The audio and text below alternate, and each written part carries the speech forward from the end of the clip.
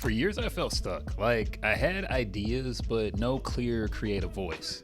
Does that sound familiar? Then I cracked the code and developed a simple framework that changed everything. Your creative career, it is not broken. It just needs a reset.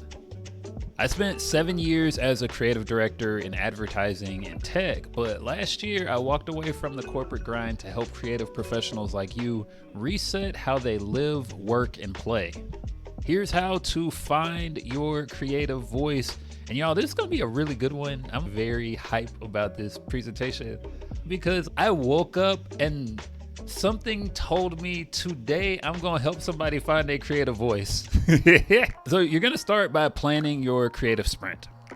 Now, I really enjoy the simplicity of making 30 first drafts in 30 days because it helps you to learn rapidly and iterate faster. But you also have to pick a hyper-specific goal you want to achieve in that 30-day time span. For example, I like making things practical. If you're a poet, you're gonna write 30 poems in 30 days. If you are a digital artist, maybe you're gonna make 30 drawings in 30 days. If you're a content creator, you'll commit to making 30 videos in 30 days. I know you're thinking, this is not sustainable for the rest of my life. And you are correct. I'm not expecting you to make content every single day for the rest of your life moving forward. Now, Instagram and TikTok and Facebook and whatever else social media platform that pops up, they would love if you committed to making content every single day. But the goal of this sprint is for you to focus on growth rapidly. And the best way to grow rapidly is to commit to a specific period of time and follow through with that vision. Now, there's one thing I want to distinguish here, and I feel like it's pretty important. Finding your creative voice is not specifically making the V1 of something you want to share in the world. I'm gonna make a separate video about that soon, but let me explain a little further. Finding your voice is about giving yourself the freedom to explore. Basically, you're defining what you can create and you're building a system of making things that you absolutely love in a quicker pace. So let's say you want to make a movie or write a book. Think of this as the pre-work that's necessary to really define who you are as a creative before you get immersed in doing the actual thing. Does that make sense? For a filmmaker, I suggest creating 30 visual sketches in 30 days. And for the writer that wants to do the romance novel, y'all, please somebody write me a beautiful romance novel. I love a romance novel. Please write this for me. For the writer, I suggest writing 30 one-page scenes. Basically, you're putting in reps so that when it's time to do the actual work, you already know how to do it. At the beginning of the video, I mentioned that I've worked in creative industries my entire career. I was a creative director for 7 years. But outside of work, I've launched my fair share of creative experiments. One of my favorites was a 30-day illustration challenge when I first got my iPad Pro in 2016. I committed to posting a new illustration every day on social media.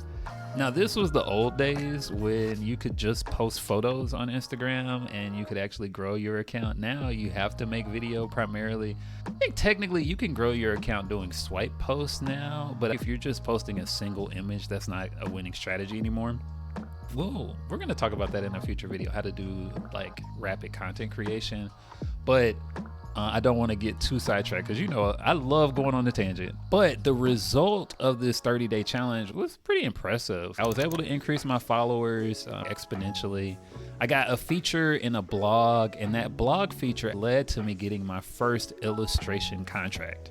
From there, I ended up getting 3 illustration contracts just from, I think, random people that saw either the illustrations that I developed or they read that blog post. So you're gonna start by picking the specific thing that you want to do. And then you're gonna spend 2 to 4 hours making a mood board or building an inspiration file. This is actually the most important rule that I'm gonna give you right here. You can only spend 2 to 4 hours doing this because making mood boards feels like work to people, and it is not work. We do not want to get lost in the clouds. And you already know I love getting lost in the clouds. It's quite the edifying experience. Oh my God, I cannot believe I said. I hope my mom doesn't see this. This is ridiculous. Finding inspiration often feels like working, yes, but the goal of the sprint is to actually get into the habit of creating regularly. So your goal is not to find cute things on the internet. Your goal is to make things that you think are interesting. Now, that being said, I do have a pro tip on finding better inspiration. It's always going to be less interesting if you focus exclusively on contemporary trends. A lot of times you can find much more interesting work by researching time periods in history that correlate with your interest, or by thinking about a different culture or country. This way, you're not just yanking ideas that will look just like everything else that already exists. Making good work is often about finding two very disparate things and putting them together. I got this from Austin Kleon's Still Like an Artist, and I think it is one of the most beautiful pieces of advice. Thank you, Austin Kleon, for that advice.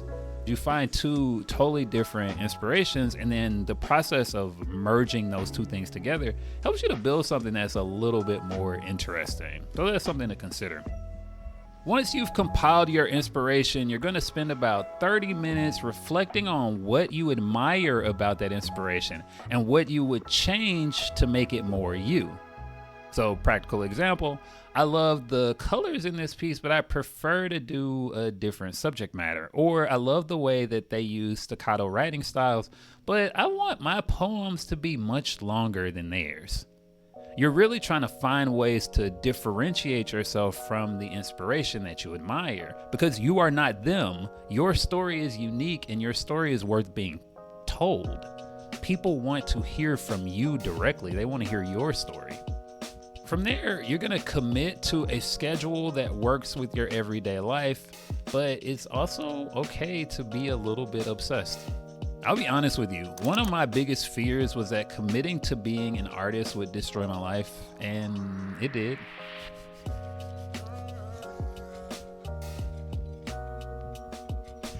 I promise I am not dramatic in real life, but I am so dramatic on camera. If you ever meet me in person, I literally have nothing to say. I'm like so quiet, but when I'm recording these videos, y'all get the version of me that likes to perform. So yes, it did ruin my life. When I committed to doing my most important work, it left very little room for things that aren't actually important or things that get in the way of my creative work. Before committing to my art practice, I was clocking in about 5 hours of scrolling on my phone a day. I was watching like 4 or 5 hours of TV every day. And now I can barely sit down and watch an hour of TV before I'm getting up and I'll make something or clean around my house, which this is a whole nother topic, but sometimes I be feeling like cleaning is also a beautiful act of nurturing your inner artist. Let's talk practicality. I hate to say it, but you might have to commit to doing this before work. I know that sucks, but 30 days of intentional focus could change the way you make creative work. And I feel like that's worth it because you're a creative professional that has something to say. One thing that worked for me was remembering what it was like when I was getting my master's while I was working full time. On Tuesdays and Thursdays from 6:30 to 8:30, I knew that I was booked and busy working on my work. On Wednesdays and Saturdays, I was focused on completing my homework. If you're able to break your schedule apart in this way, it's a really useful way to be able to make all of the pieces of content while not having to work every single day of the week. We're pushing for productivity, not perfection. So you don't need to show up every single day, but you need to show up consistently enough so that you can complete the assignments at hand. Once you've created the schedule, you have to complete the task. Over the course of my career, I've done about 5 different iterations of a 30-day challenge. And I'm going to tell you the truth. I've never finished 30 pieces of work in 30 days. I mentioned the illustration project, but I also did one where I wrote headlines. When I was transitioning into my position as a creative director in advertising, I was working at a social media agency and I didn't feel very confident in my capacity to do copywriting. And so I put together a 30-day challenge for myself where I was forcing myself to get exceptionally comfortable with short form copy, right?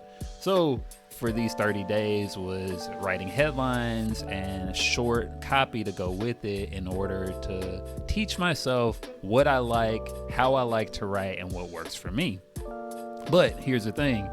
I did not finish the 30-day challenge in 30 days. It actually took me about 45 days to complete it. I've always forced myself to finish the challenges, even if it takes extra time, because I know on the other side of completing this process is going to be a creative breakthrough. And that's really what you're aiming for, a creative breakthrough. Making 30 pieces of anything, even if it takes you 45 days, is still very impressive. You could stretch it out as long as you want, but I recommend making this a rigorous enough challenge to cause a little bit of discomfort so that you prioritize your creativity, because so many of us don't prioritize our creativity and we feel worse for it. Now, one thing I want to reiterate here is that done is better than perfect. Ain't nobody got time to make something fantastic, especially on such a tight turnaround.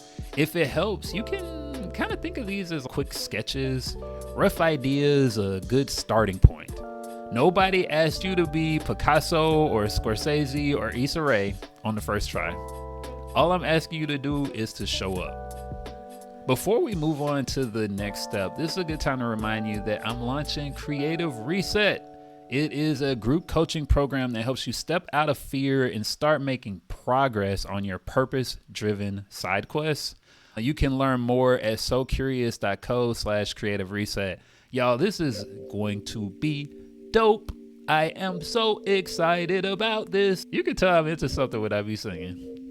Now, the next step, you're going to congratulate yourself for a job well done and potentially take a week off. I am one of those people that really likes to celebrate every win, and I encourage you to do the same. But the fun is not over. Now that you have 30 things that you created, first, let me say, oh my God, I'm so proud of you. I'm so proud of you. I'm so proud of you. You're going to look at everything you made and sort them into these 3 categories: things that I really like, things that need a little work, and things that I don't really like. Then you're going to look at your mood board again and compare your work to the ones you made yourself. This is where we can get a little introspective and analyze the work that we're creating. I'm not specifically suggesting that you compare yourself to the people that you admire, but specifically, it's about seeing the spaces where you still need to differentiate your work from your inspiration sources. Because this process is about you connecting with your unique creative voice, not learning how to copy other people's work. I want to underscore this too. The audience at this phase is just you. You don't have to be your inner critic. I'm actually asking you to be your number one fan. Let go of the expectations of family or friends or your Instagram followers or that teacher that gave you that bad critique. Me thinking about that teacher that gave me a bad critique. You saw the face. You want to give yourself the space to try new ideas, to give yourself permission to have fun, to experiment with something you haven't tried already. This is about making work an enjoyable experience. It is not punishment to make things, you know? From there, you're going to create a game plan on how you want to refine your work. This is the moment where you can do another 2 to 4 hours and create a new mood board, but please don't get lost in the clouds. Now, I know you're wondering, do I have to recreate all 30 pieces? And the answer is absolutely not. I am team kill your darlings. It is perfectly acceptable to narrow your work down to 10 to 15 things that you want to refine. But you're going to make a thorough list of the things that you love about your work and the tweaks you want to make on the pieces you're refining. Then do another 2 or 3 week sprint. Here, you're going to refine or recreate those pieces that you liked. Another pro tip, do not stretch this process out too long. You're still not focused on making it perfect. Perfection is the enemy of great. Perfection is the enemy of interesting. Perfection is the enemy of completing tasks, and I want you to complete this task. Once you've updated your 10 to 15 faves, you're going to analyze them one last time. This time your focus is on making them feel more cohesive. Now, if you're an artist, this is where you get serious about making the colors flow with each other, making sure that the styles feel similar. Or if you're a writer, this is where you're gonna really think about consistency in the tone of voice. Think about your work as a collection now. There can be differences, but the goal is for you to find some unifying elements that connect the dots between the individual pieces. You're trying to make the total package feel like a cohesive unit. Then close out with a final 2-week sprint where you refine the work you created. Now, the beauty of this framework is that in less than 3 months, you have a clearly defined point of view on work that you can make pretty rapidly. This means you're set up for success in launching your V1 of your first big idea, but we'll talk about that in a future video. If you made it this far, I really think you should check out my Creative Reset group coaching program. The world needs a reset, and I think the creatives are going to be on the forefront of that change. You can sign up at socurious.co. Oh, thank you for watching. That made my day. If you made it to this point in the video, do me a favor and leave your favorite emoji as a comment. It always makes me happy to connect with you. Okay, bye.